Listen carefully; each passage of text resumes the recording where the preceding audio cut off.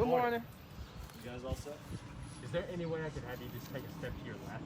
Yeah. Would I have like a tree shadow? Yes, sir. Thank you. Is that good? I'm good with that. Are you guys good? Yeah, looks great.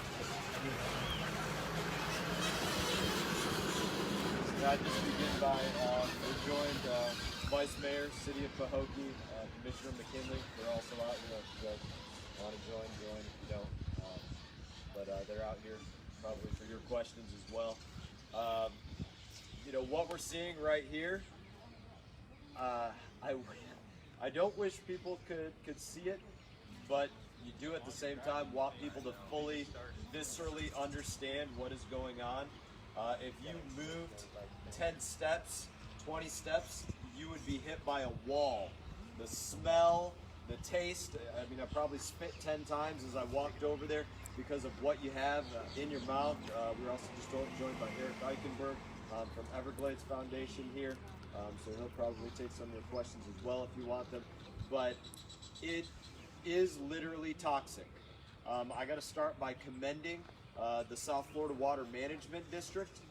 They were on top of this really, as far as I know, immediately. They've been out here already working to clean this up. The reason that they're not out here working as we speak is because they've run out of places to put the toxic materials that they're pulling out of the water. That's literally the problem that they're facing. They're pulling toxins out of the water, and you can only put toxins so many places, treat them in so many places, and now they're having to work to find other places to go out there and look at. These are some of the challenges that are being dealt with on this right now. But I think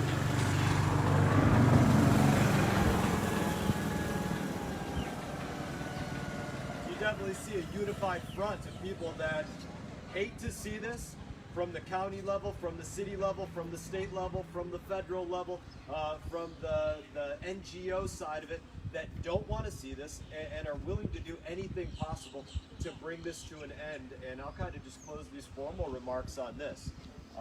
We've been beating the drum earlier this year saying lake levels are extremely high as we speak, moving into summer. We're not even in summer. We're not even in May yet. And the lake levels are higher than what I personally believe that they should be. That means there's a lot less sunlight getting to the plant life on the lake.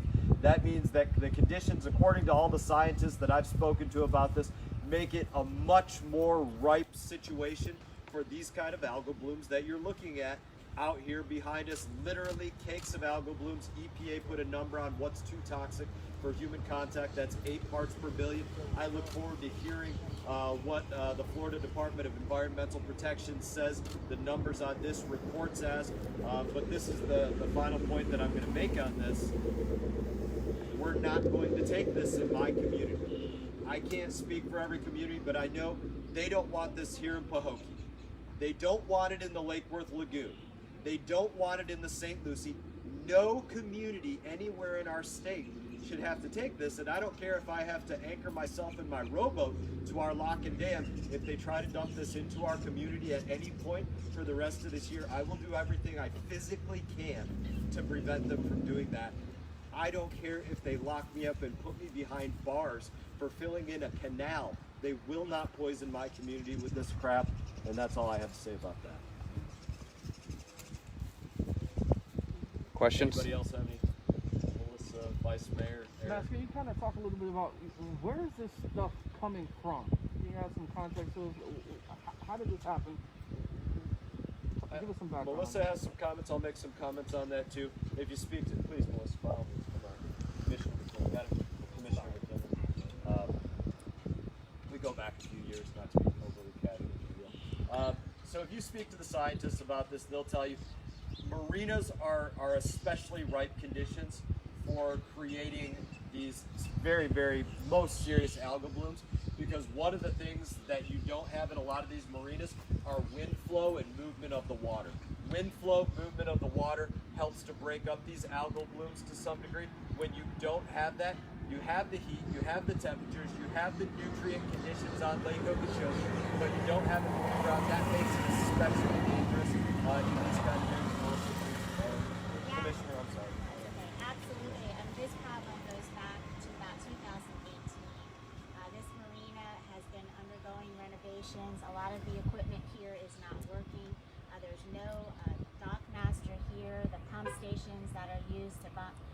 sewage out of these boats, most of that is not working. So I think what we're seeing here is a poorly run operation. Right now we're standing on state-owned land, but the marina is operated by the city. I believe that the state needs to come in and take over the operations of this marina until the city is on its feet and can operate it correctly, or we're going to continue to see these blooms. It's happened in 2018, it happened in May of last year, it happened in August of last year, and here it is April and we're seeing it again, and that's a problem. So I've called on our state partners, our delegation members here in this area, to work with me to try to get some response from the state in terms of operating this marina correctly so we can avoid this toxic waste. Commissioner, when you say operate properly, exactly what are you making reference to? What would they come in and do that would be different than what the city is doing? So this marina right now, it's got a campground. It's obviously got the boat slips here. The campground is operating only at about 30%. There's a restaurant that's supposed to be operating. It should have a full-time dock master. The pumping stations here, and when I talk about pumping stations, I mean the ones that are on the dock, actually that are supposed to pump the waste out of the boats. Not all of those are working. They don't need to be. We don't flush into the water here. That would be illegal. I understand that, but you still need, when you... We have restrooms on shore. We have city sewage. We don't pump our sewage into the water. So there are historical problems that we do hear complaints from some of the people that are living here at the campgrounds that historically those systems have not been working. DEP was here in 2018 willing to work with the state on a clean vessel grant. We're trying to figure out whether or not that was received and if those funds were actually spent with the Now, CBS 12 News spoke with the mayor last night, and he did say, I welcome criticism, and I also welcome the partnership with the county and the state. He said all that's in question from 2018 has been fixed. I'm not sure. They haven't been able to prove that to me, and as you can see that it's not operating the way it's supposed to be. They received $2.3 million over the last 5 years from the Department of Economic Opportunity. They're under obligation with their contract with the state, their lease here to operate this marina. They're under a contractual obligation to operate a full-time marina, and they are not doing that. And they haven't been able to get that off the ground and open it. They've spent $2.3 million and we're still not operating. I think, the reason you guys are out here looking at this is because there's poison. That's not hyperbolic. It's toxic. That's not hyperbolic. And this is not the first time that we've seen it on the lake this year. Not even in summertime yet. We're not even in the heat. It's pretty comfortable right now. We're not even in the heat. We've already seen these algal blooms, not to the exact same extent on the lake side of Port Mayaka. You have people out there like Gary Goforth, I was with him the other day, beating the drum of how the measurable levels of nutrients coming into Lake Okeechobee, those aren't coming down. The state legislature, go out there and put into law enforceable standards about the nutrients coming into this lake so that you don't have what feeds these algal blooms in Pahokee or Port Mayaka or on the West Coast or anywhere else. And if you're not doing that, if you're not writing enforceable standards to prevent these conditions, then you are a failure. Period. Do your job. Congressman, you mentioned the bloom at Fort Mayaka, which just last week tested at 120 parts per billion microcystin. You have a bill right now that's proposed called the Stop Poisoning Florida Act that would prohibit discharges to coastal estuaries with 8 parts per billion microcystin. Could you talk about how that legislation would respond to this algal bloom that's currently at Fort Mayaka, and what it would do to prevent that from heading to coastal estuaries? I think my legislation is important. I didn't come up with 8 parts per billion just by pulling it out of my rear end. That's a number that the U.S. Environmental Protection Agency came up with their scientists saying if you're a human being, don't touch microcystin greater than this. Skin irritation, Alzheimer's, drink too much of it, you're going to die, kidney failure, things like this, right? So they came up with that with their scientists. Could that have prevented this? No, it's not legislation to prevent that. It's legislation to say Lake Okeechobee is a body of water The Lake Worth Lagoon is a separate body of water. The estuary in St. Lucie or the Caloosahatchee, those are separate bodies of water. And you can't take these toxins and just move them around to these separate bodies of water. Just like the South Florida Water Management District is having difficulty finding places to dump this toxic now that they've pulled it out of the water because it's toxic. Well, they can't just take and dump it onto our communities, again, because it's toxic, and that's what that bill is saying. You're not gonna dump this toxic crap on our communities. It's not right. There are many needs that need to be met around the state for water supply and other things like that. But to ask to dump poison on some other community in order to provide that is a bridge way too far, and it's been going on for way too long. And as I said, it needs to come to an end. I will do everything I literally physically can to prevent them from dumping any of that into my community, whether that be the Lake Worth Lagoon, whether that be the St. Lucie Estuary, or anywhere else. Nobody should get poisoned by their government. And that has to be the reality that everybody in government comes to at every single level, especially in this state. You know, again, if you all haven't walked down that dock, that wall will hit you, and you will truly realize what it is to need a mask, and realize what it is to want to gag, to want to throw up because of what your body's taking in, and nobody should be exposed to that. And you know, I could beat this horse for a while. Eric, I'm sorry. Thank you, Congressman, and let me thank you for your leadership on continuing leadership on this issue, representing your constituents in the state of Florida and Washington. You know, being back now here at pahokee at this marina and seeing the same sights we saw in 2013, 2016, 2018. Here we go again. This is an impaired body of water. This has nothing to do with the marina of pahokee, in my judgment. This is Lake Okeechobee is impaired. This lake is battered. This lake is in desperate need of change. It's been talked about where we need to deal with the amount of pollution that's coming from the north. For decades, we were polluting this lake through various practices. I hear all the time that this is a septic issue. There's not a lot of homes around here. There's not a lot of homes in the northern part of Lake Okeechobee. This is a nutrient problem. It's a big toxic.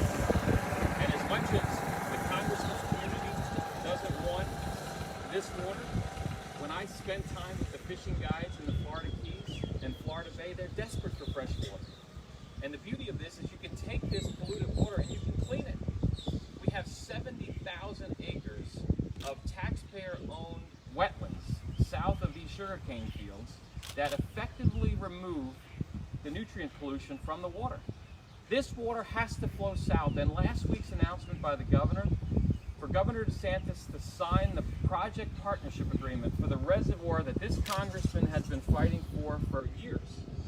We need to build that reservoir south of the lake. We need to store the water. We need to clean it, and that water needs to be sent south. It doesn't need to go to the district to the east. It doesn't need to go to the west when they don't want it. Everglades National Park, Florida Bay, they are desperate for fresh water. This is the source of water year-round. Lake Okeechobee is not a reservoir. It is an ecosystem into itself. It is battered. It is in trouble. We need to have a multiple of steps to fix the problem. But make no mistake about it. We need to store, clean, and send this water south down to the Florida Keys where it's needed. Again, thank you for your leadership on this issue. I don't know what more questions y'all have on this. We're happy to hit it. How long do you think that there could be a solution for this? I mean, how long do you think this will all take? The solution for this lake as an issue year after year, is that, or this specific? This specific issue here. So as I said, South Florida Water Management District, Florida Department of Environmental Protection, Governor, they've all been in conversations on this, and the county level as well. The commissioner reached out to me, really right off the bat, and everybody's been talking on this immediately. In my estimation, they got down here faster than I've ever seen them get down to try to start sucking something out of the water, saying, listen, We're not going to squibble and argue about where the funds are coming from in order to do this. We're just going to get it cleaned up and done. So to their credit at the South Florida Water Management District, Drew Bartlett out there and others, I think they're doing everything they can to get it out of here as quickly as possible. As I said, they're running into a significant but obvious problem. Nobody wants something toxic dumped on their land or in their water or anything else, and that's where they're looking for a place right now. We're trying to figure out avenues to say, where can we put more of this? And this is just one little marina here. And as I said, the question was asked earlier, are we going to see more of this? Is it going to be like 2018? I've said earlier in this year, my opinion is this year has the potential to be a lot like 2016, the worst that we've seen in a long, long time. And why is that? It's because the level of the lake is at, the lack of sunlight that's getting down to the plant level, the level of nutrients that are on the water right now, and all of that combined with the summertime heat as we get into that, because we're not even in the heat yet, we're looking at a potentially a messed up summer. Yeah, a lot of fishermen were calling it a lost summer. So you're saying we could potentially see that come around this year? Because 2018 was bad, but 2016, like I said, was far worse. Yeah, look, if I was a sports handicapper, that's the way that I would handicap this summer, based upon all the conditions. Again, the lake levels, the rising temperatures, the nutrients on the water, those all make for the most ripe conditions of having cake-like toxic algal blooms like what you see out there. I don't want to pre-measure what the Florida Department of Environmental Protection Agency comes back with for how this tests. 8 parts per billion is too toxic for human contact. If I had to put a guess on it, I bet 400 parts per billion minimum that this is coming back as. I'm good. We're good. Yeah. Thank you, Congressman. You're welcome. Like I said, I hope you all be careful with your health, but you need to experience being close to that. Thank you.